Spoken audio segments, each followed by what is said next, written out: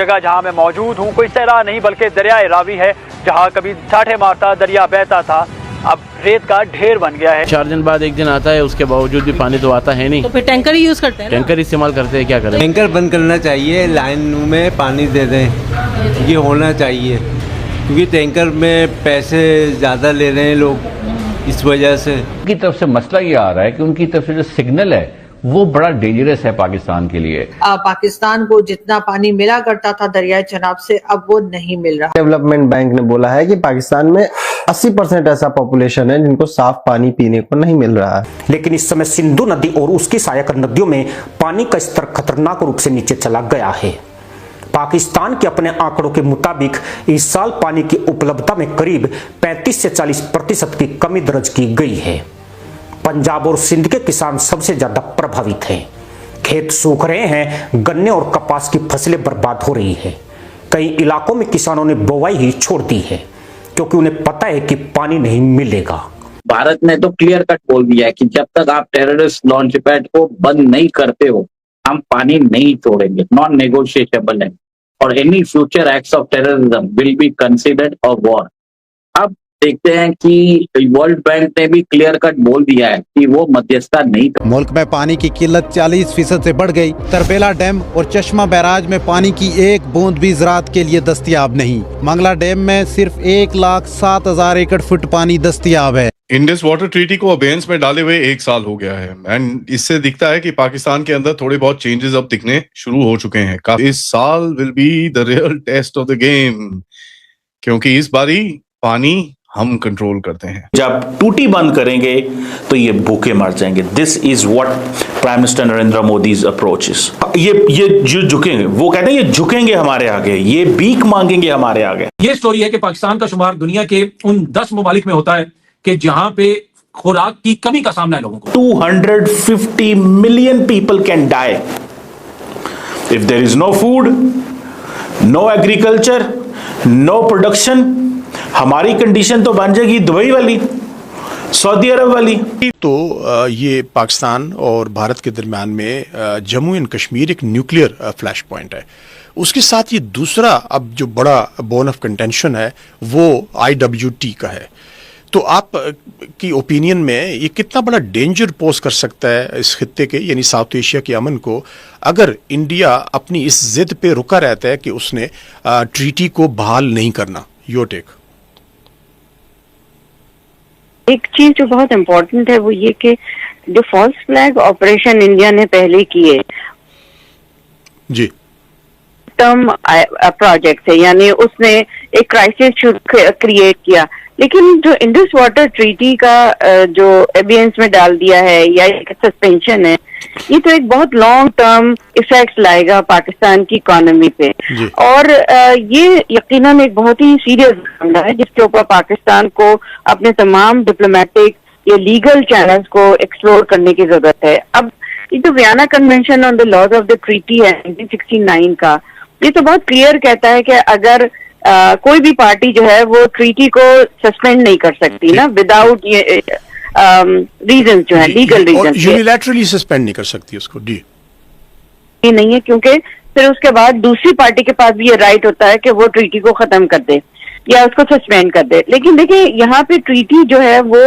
Actually Pakistan is a lower riparian. Pakistan के पास पानी आ रहा है जो कश्मीर से ओरिजिनेट हो रहा है और इंडिया से होता है वो पाकिस्तान के पास आता है। आमतौर से जो हम ये बात करते हैं कि ये इंडियंस भी ये बात कहते हैं बार बार कि हम रोक देंगे पानी, शॉर्ट टर्म में तो इंडिया खुद भी बहुत ज्यादा लंबे अरसे तक पानी रोक नहीं सकता, क्योंकि उनके यहाँ अभी वो फैसिलिटीज या वो स्ट्रक्चर्स नहीं खड़े हुए हैं जिसके जरिए वो पाकिस्तान का सारा पानी रोक लें। वो तकरीबन हफ्ता भर या इससे भी कम टाइम के लिए पानी रोक सकते हैं और उसके बाद उनको रिलीज करना पड़ता है। एक तो ये पॉइंट है, क्योंकि उनका जो सिस्टम अभी लिंक कैनाल या जो पैरेलल उन्होंने सिस्टम बनाने की कोशिश कर रहे हैं, इट विल मतलब तकरीबन उसको भी 10-12 साल लगेंगे। मगर जो असल चीज है वो ये कि जैसे इन्होंने जो प्रोजेक्ट शुरू किया उसमें हमें नजर आता है, यानी जो रिपोर्ट आई है इरसा की, वो ये कहती है कि चनाब का जो फ्लो है वो तकरीबन 30% कम हो गया एकदम। ये खासतौर पे नीलम जेलम जो प्रोजेक्ट इन्होंने शुरू किया था या रैटल शुरू कर रहे हैं, तो फ्लो पाकिस्तान में कम हो रहा है। पाकिस्तान में फ्लो कम होने का मतलब ये कि हमारे यहाँ सिर्फ एग्रीकल्चर नहीं है जो पानी पे डिपेंड करता है, हमारा हाइड्रो पावर, इलेक्ट्रिक जनरेशन का हमारा बहुत बड़े बड़े प्रोजेक्ट्स हैं जो इस पानी के जरिए बिजली बनाने में इस्तेमाल होते हैं। तो पाकिस्तान के तो दोनों लेवल पे यानी इंडस्ट्रियल, इकोनॉमिक और एग्रीकल्चर सारे सेक्टर बुरी तरह मुतासर होंगे। पाकिस्तान में भयंकर गर्मी और पानी की भारी किल्लत के चलते हालात बद से बदतर हो चुके हैं। यानी एक ऐसा देश जहां कभी आटे के लिए लाइन लगती थी, कभी चीनी के लिए, कभी पेट्रोल के लिए लाइन लगती है, आज उसी देश में सबसे लंबी लाइन पानी के लिए लग रही है। पारा 46 डिग्री के पार जा चुका है, हवा में आग घुली हुई है और हालत यह है कि लोगों को पीने का साफ पानी तो दूर, नहाने और सूंघने के लिए भी पानी मैसर नहीं है। सिंध से लेकर पंजाब और बलूचिस्तान तक हर तरफ एक ही चीख सुनाई दे रही है, पानी, पानी और सिर्फ पानी। अर्ज किया है अपने प्राइम मिनिस्टर शहबाज शरीफ से कि भारत से आप संधि कर लीजिए। इंडस वाटर ट्रीटी जो भारत ने अबेंस में रखा है वो पाकिस्तान के लिए सही नहीं है। उन्होंने एक कारण बताया क्या है। देखिए, इंडस वाटर ट्रीटी है जो उसका रिवर का जो पानी है, at least 80% of the water goes to Pakistan, और पाकिस्तान के अंदर वो बताया जाता है it is a life line of Pakistan economy. समझ लीजिए 25% उनकी जो इकोनॉमी है वो डिपेंड करती है इंडस वाटर ट्रीटी से। 34% जो लेबर वर्कफोर्स है that is dependent on Indus water treaty. उनके पावर प्लांट्स जो बताया जाता है 1/3 ऑफ द हाइड्रो इलेक्ट्रिसिटी जो पाकिस्तान में जनरेट होती है वो इंडस वाटर ट्रीटी के, इंडस वाटर के थ्रू ही होती है। देखिए, ये सब बात तो सबको मालूम है कि पानी कितना इंपॉर्टेंट है। आपने देखा होगा कि इंडिया ने पानी रोका है और पानी छोड़ा है। हमने तब रोका है जब उनको जब उनको चाहिए, और छोड़ा है जब उनको नहीं चाहिए। तो इससे क्या हुआ, पाकिस्तान के अंदर कपास, जो चावल की जो खेती है वो इफेक्ट हो रही है। कपास is a very important, cotton is a very important ingredient for textile exports. तो एक तरह से जो पाकिस्तान के सेनेटर है उन्होंने भारत का ये सस्पेंशन को एक तरह से वाटर बॉम्ब बोल दिया।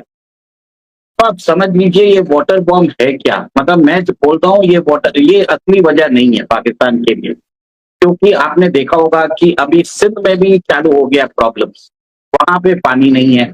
रेनफॉल जो बता रहे हैं वेदर डिपार्टमेंट ने बोला है 52% कम होने वाली है। पानी की रुकावट है, ये हमारी जो फूड सिक्योरिटी है, हमारा ओवरऑल वाटर रिक्वायरमेंट है, उसके लिए अगर इस तरह की जारियत होती है तो ये आने वाले वक्त में मसाइल पैदा कर सकती है। देखिए, पानी का बड़ा सिंपल सा चीज होता है, आपको उसको बंद करने की जरूरत नहीं है, आपको उसको मैनिपुलेट करने की जरूरत है। जब उनको चाहिए हो तो मत दो, जब नहीं चाहिए तो दो।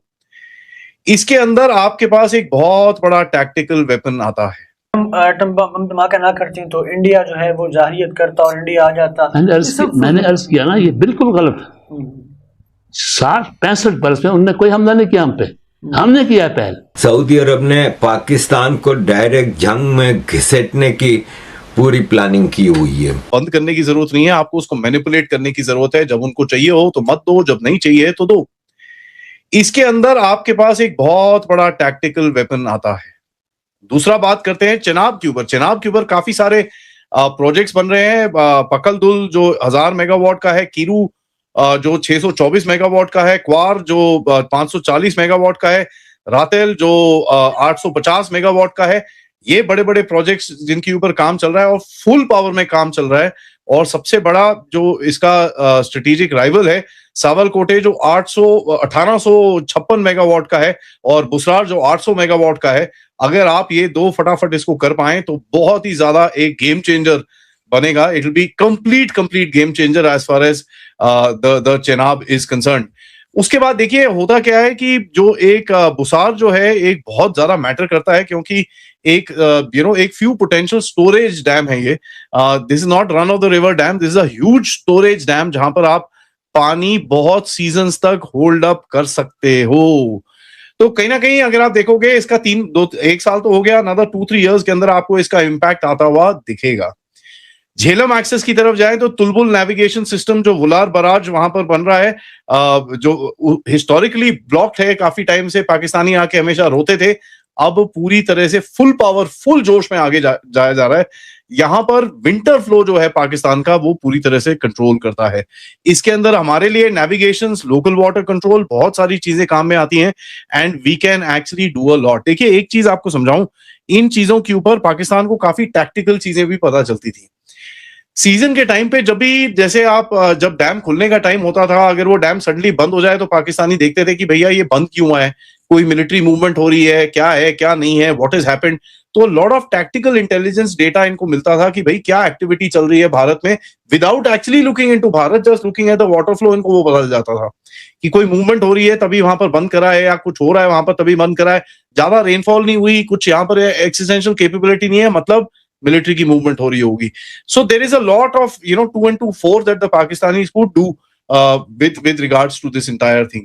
सबसे बड़ा वेपन जो आपने अभी तक यूज करा है is data warfare, and data warfare को अगर आप ध्यान से सुनेंगे तो आपको ये पता चलेगा data is pretty much everything for water. तो आपको अपस्ट्रीम से कितना पानी आ रहा है, पहले इनके पास हाइड्रोलॉजिकल डेटा जाता था, उसके बाद कितना स्टोर कर रहे हैं, कितना ये कर रहे हैं, तो पूरा टैक्टिकल डेटा इनके पास जाता था।